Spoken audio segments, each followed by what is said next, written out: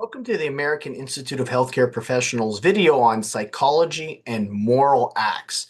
And this is for our Christian counseling program, as well as our morality course that we have, which is SC 650. So what we are going to discuss in this video pertains to Christian metaphysics and Christian morality, and also what we refer to in Christian counseling as an integrated study, where science and psychology are not dismissed as important factors in counseling, but instead are encouraged to be utilized in unison with biblical faith and theology and metaphysics. So that is the standpoint where this video is coming from, and also the standpoint of AIHCP's Christian counseling program. Again, these ideas are only found within our Christian counseling program and are not necessarily the views or opinions of AIHCP itself as a healthcare and mental health care certification organization.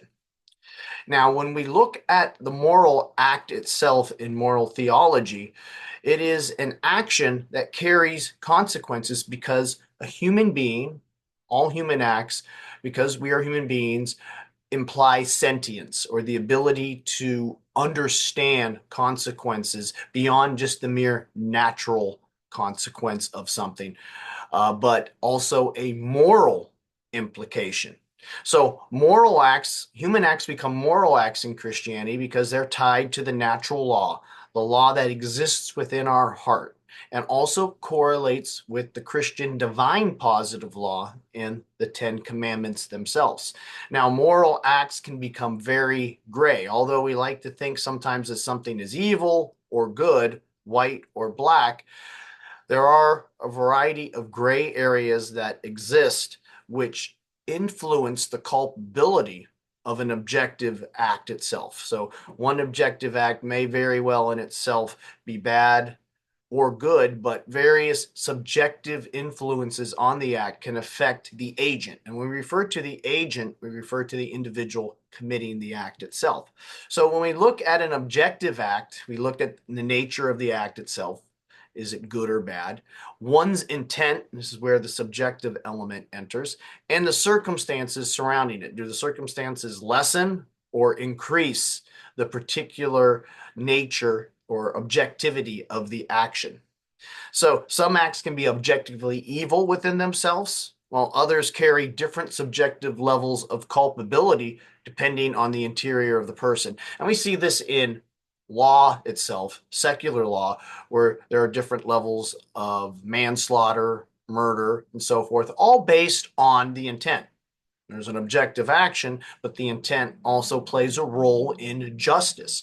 And the same thing works with God in Christianity, and how one is judged based on one's own interior motives, what one understood, and how one responded to it. Human acts, though, when they become moral, need to be tied to a healthy conscience. And it is our duty to form a good conscience within ourselves that is bound and guided by God's law and not other false and erroneous philosophies. Now, as we go further into counseling, psychology plays an important role. And I said at the very beginning that this is an integrated program that does not dismiss all of the advancements of psychology itself and also of medical science in regards to the brain and its process in moral decision making. So within this context, we are illustrating a type of dualism where the brain and the soul work together, and that not just one exists in terms of running the entire show, so to speak, but they both work in unison. Now, modern psychology, void of faith and metaphysics, modern psychology, neuroscience, has helped map the physiology of the brain and has tried to determine that all human acts and moral acts that were once associated for the soul can now be all found within the brain. And I should say more that these are the atheistic individuals within these sciences that have made this claim. The sciences are just merely describing what is occurring. The atheists are giving an interpretation to this, saying that these new discoveries show that there is no soul, that everything that we once thought of as memory, emotion, they're all tied to the brain. Well, partly this is true. They are all tied to the brain, but we do not have to come to the interpretation to dismiss the existence of the soul itself because of this.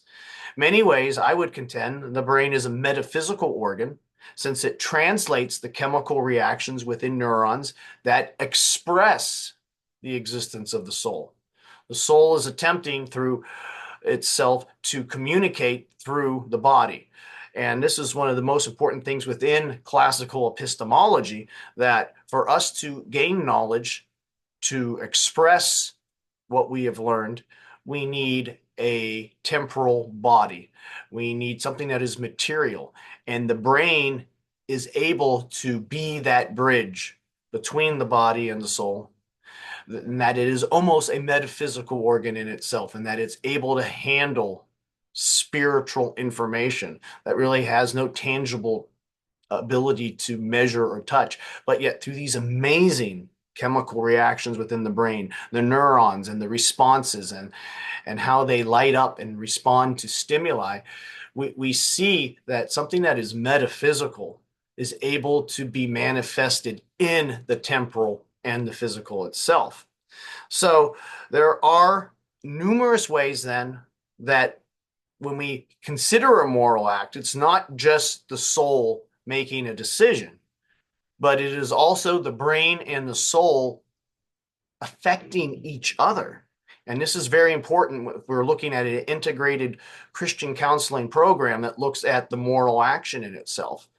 It's not as easy as it is just to say this person acted a certain way without various influences within the body itself.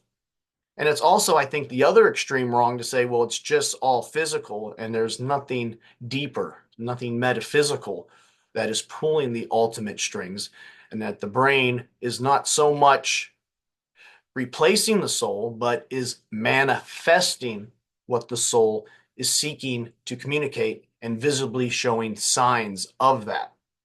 So when we look at the moral act, we also have to take into account the brain itself and how it can subjectively affect the moral act and reduce culpability through damage or lack of development. So there are things to consider with the brain and moral action itself. So before the fall, according to Christianity, and for those of us watching this probably are all Christian or at least Christian counselors, we believe that Adam and Eve possessed control of their passions before their fall. Neurotransmitters did exist, serotonin, dopamine, and various endorphins, but they were properly regulated before the fall and unable to upset themselves within the balance of the mind and the soul. But because of the fall, we entered into a state of decay, of imperfection. So individuals can experience suffering and eventually death, but also mental suffering. There are various cases of brain deformity, lack of development, or in some cases, excess or insignificant balances of hormones and various neurotransmitters. Let's take a look at some of the parts of the brain and how important they are. Within the amygdala, various emotional reactions related to fear and anger are monitored and collected. And this is an important part of our brain where more of the primal feelings and our natural reactions are manifested.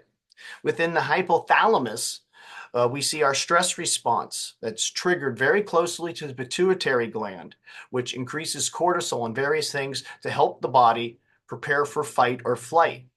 And these hormones, this cortisol, prepares our body and it affects ourselves during stress itself.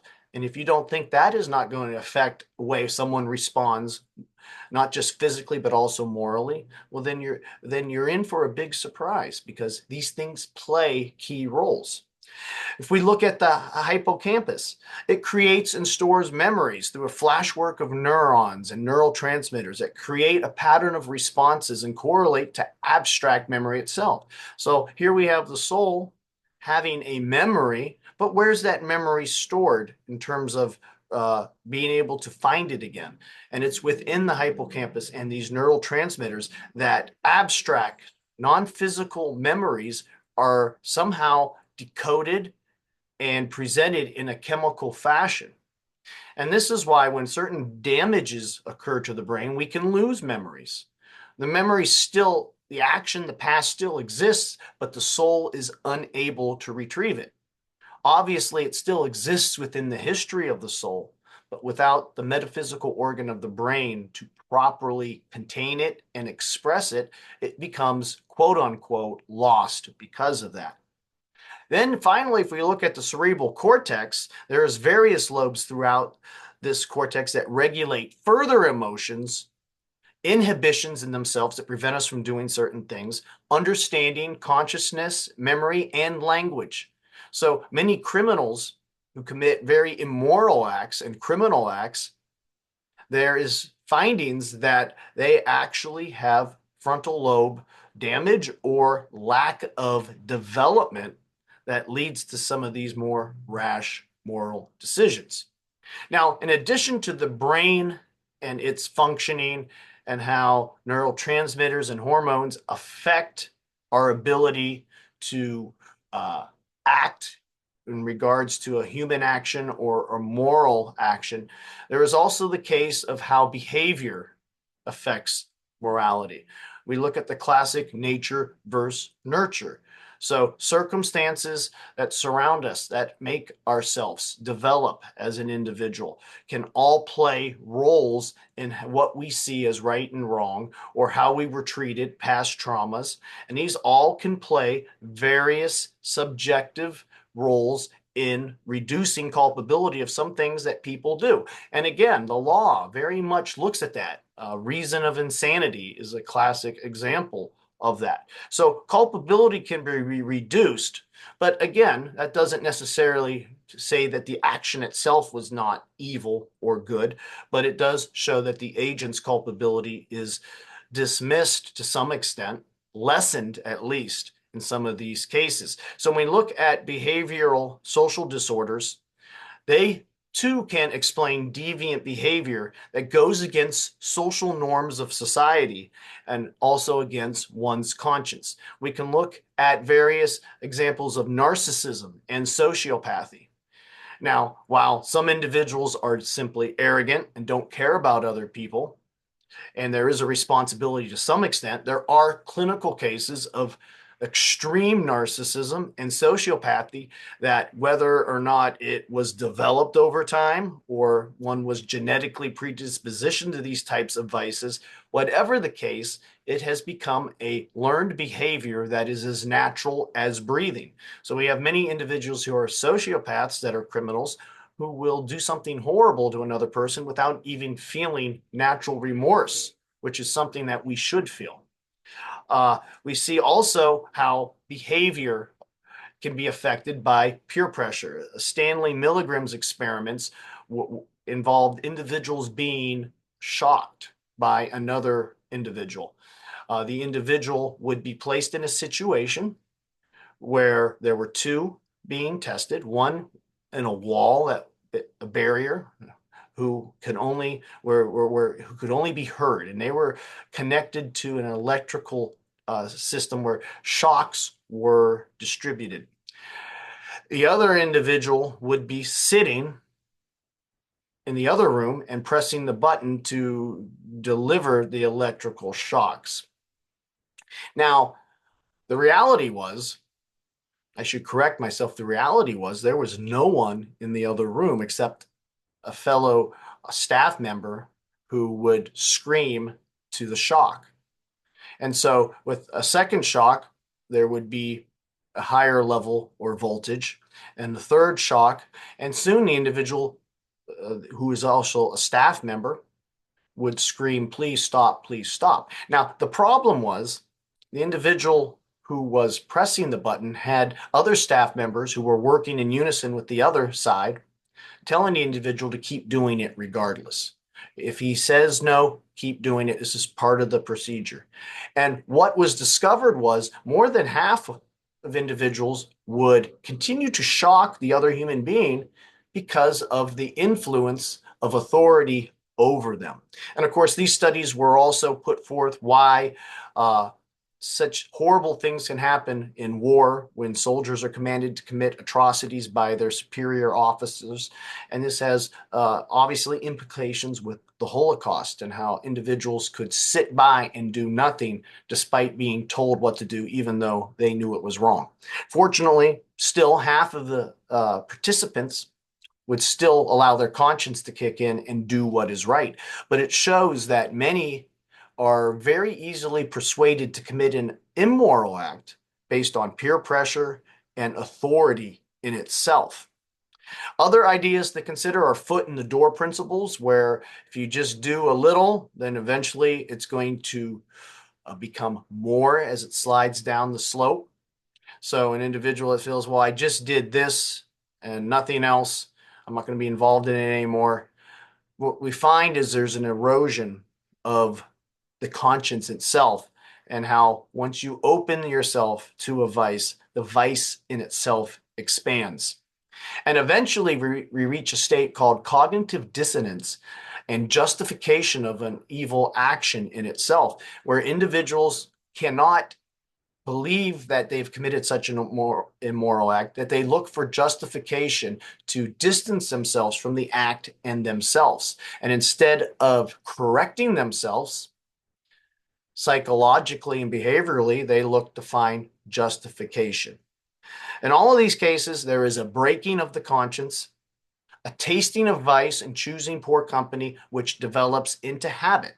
So many of these personality disorders, while some are genetic, some are developed over time. And this is why parenting is so important, to prevent this type of bad behavior from developing in itself. What we want to remember is that human nature in itself is good, because in Genesis, God said it was quote unquote good. Corruption of creation never completely destroyed it. So there are remnants of God's imprint on all of us. John Stuart Mill, while not promoting a classical Christian idea, even from a secular point of view, pushed utilitarianism, which is we should look for the maximum benefit of all. Also, the idea of the golden rule, doing good unto others. So even with theology, even without Christian metaphysics, there is that drive within humanity to do good and to see evil, despite maybe all of the things that occur. Remember, actions that are evil are still evil. These behavioral things and how the brain is mapped all give us some reasons why, subjectively, individuals do what they do. But we can't just also say that, hey, we're going to give you a free pass on doing something that is immorally wrong in itself. So essentially, in any integrated program, such as our Christian counseling program, we see that psychology helps explain behavior and morality. They're not at odds in themselves. So moral theology is served by psychology to help understand the mental and the physiological elements of the human moral act within itself in correlation with the soul. So we have to respect how the brain works and the pathologies that can exist within the brain. But nevertheless, we are all still called to live a good human life. And this is where counseling is important, to help others understand better the moral law and how our soul and mind work together. We here at AIHCP offer a Christian counseling program. It is, again, an integrated program. The link is below, as well as our number at 330-652-7776, as well as our email at info@aihcp.org. Again, this video was intended for those in the Christian counseling program, and in particular our morality course, SC 650.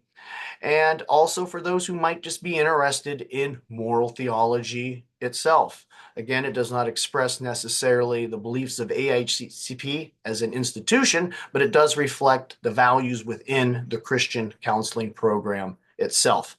If you'd like to watch other like videos on behavioral health or healthcare, please subscribe to our channel. I'd also like you to have a wonderful day, and I'd like to also thank you for listening.